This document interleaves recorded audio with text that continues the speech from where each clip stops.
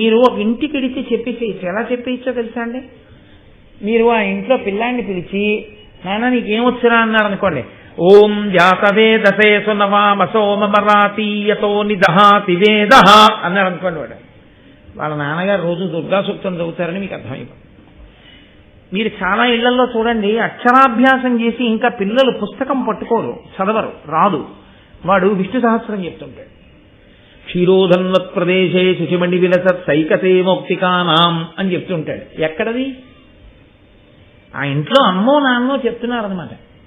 అమ్మా నాన్నకి ఇది కాకుండా ఇంకోటేవో వచ్చనుకోండి, వీడికి అవే వస్తాయి కదా. ఇంటి బిడ్డల సంస్కారాన్ని బట్టి తల్లిదండ్రుల సంస్కారం తెలుస్తుంది. ఇంటి గోడల మీద ఉన్న మూర్తుల్ని బట్టి యజమాని సంస్కారం తెలుస్తుంది. తల్లిదండ్రుల ఫోటో లేకుండా ఊళ్ళో వాళ్ళందరివి అక్కర్లేనివన్నీ తీసుకొచ్చి పెట్టి మీకు చూపించారు అనుకోండి, ఒక్క నాటికి స్నానం చేయక్కర్లా.